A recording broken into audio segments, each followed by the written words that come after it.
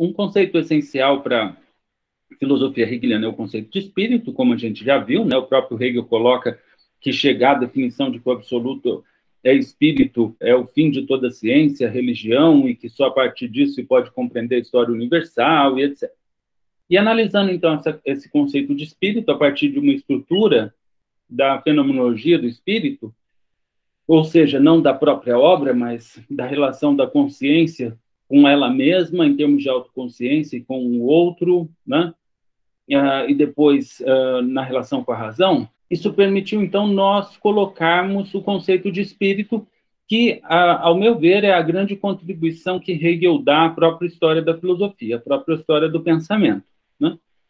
Ok, mas vamos retomar um outro tema, que é a questão da coisa em si, da coisa para si, né? Que é um tema kantiano, a gente já discutiu isso também muito aqui, né? Como em Kant há um abismo entre a coisa em si e a coisa para nós, de tal forma com que até isso prejudica isso ser chamado de conhecimento, porque que conhecimento é esse que não conhece a coisa, né? Então, se a coisa em si é completamente diferente da coisa para nós, em que medida essa coisa para nós é conhecimento, né? Já que não corresponde à coisa em si, né? Então, Hegel indica isso no início da ciência da lógica, da grande lógica. Ok, mas tem um ponto aí que é fundamental, que é o seguinte: mas e quando a gente começa a querer conhecer-se a si próprio, né? E, nesse conhecer-se a si próprio, a gente viu a própria estrutura da fenomenologia, né? Do espírito que nos leva a conhecer a nós próprios como consciência, ou seja, como aquilo que conhece, né?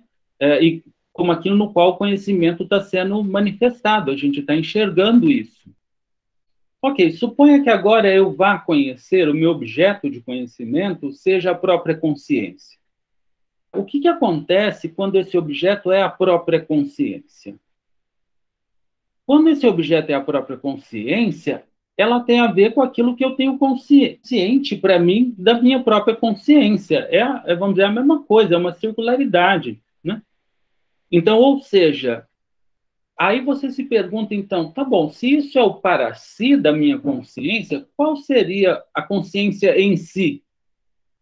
Ora, a consciência em si é consciência. Então, no caso da consciência, o em si e o para si coincidem. Então, ou seja, eu estou olhando para as coisas da minha consciência, pensando a minha consciência, e minha consciência é exatamente isso que eu estou pensando. Não tem um em si dela que está sendo mostrado para mim nesse para si. E esse é um dos grandes pontos, porque, então, com essa discussão do em si e do para si, nós tínhamos um problema na teoria do conhecimento, mas no caso da consciência, o em si e o para si coincidem. Mas a minha consciência, eu tenho um estado imediato de consciência agora, mas não é isso só que é a minha consciência, né? Novamente, o meu estado anterior, o meu estado posterior, ainda faz parte daquilo que eu vou estar chamando de eu, né? Daquilo que eu sou, né? Ou seja, isso nos faz caracterizar melhor o eu, não como somente consciência, mas como autoconsciência. Ou seja, aquela consciência que compreende que tudo para ela é consciência e que nela ela tem um em si e um para si. Ou seja, no meu eu agora, olhando as coisas, tem algo que para mim é para si agora, que faz parte da minha consciência, e tem algo que é em si nesse meu eu. Mas então o meu eu, ele não é só esse para si de agora, mas ele tem um em si. Agora, esse em si dele é apenas uma parte dele que ainda não me foi exposta, porque esse eu é essa completude de todos os momentos, no qual eu tenho um para si para mim. Esse é o conceito, vamos assim dizer, do eu ou do espírito. E, enquanto tal, esse conceito reflete o que o espírito é em si. Então, novamente, esse conceito de espírito como sendo autoconsciência, que tem um em si e um para si, e que em si é a totalidade,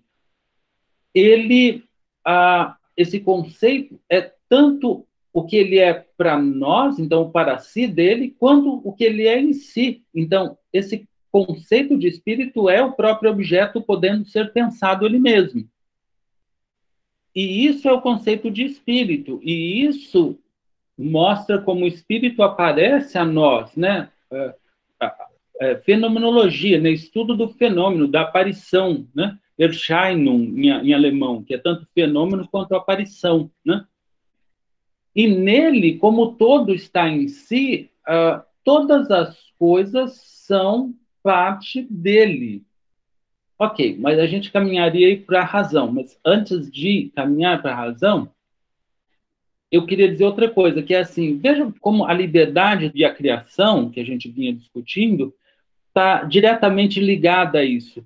Porque como eu me reconheço como essa inteligência que eu sou, quanto esse conteúdo consciente que eu sou, e ele é o próprio produzir-se de si mesmo, porque nele a coisa em si e a coisa para si coincide, e eu posso, então, ir expandindo essa compreensão que eu sou, e ela é aquilo que eu sou, portanto, aquilo que é criado a partir de mim vem dessa compreensão que eu sou, a minha ação no mundo vem desse pensar que eu sou, dessa inteligência que eu sou, de tal forma que vontade e inteligência não são duas coisas distintas, são uma só.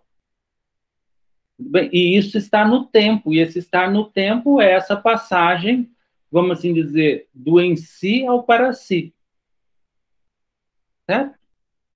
Mas existiria, então, uma razão, algo, um em si da minha autoconsciência que eu não estou vendo agora, mas que vai poder ser mostrado para mim no futuro. No final das contas, nós somos esse eu, e a nossa identidade é dada por esse eu que está no interior da razão, ou seja, nós somos espíritos, segundo Hegel. E essa é a nossa identidade, porque ali o em si e o para si do espírito, como a gente disse, coincidem.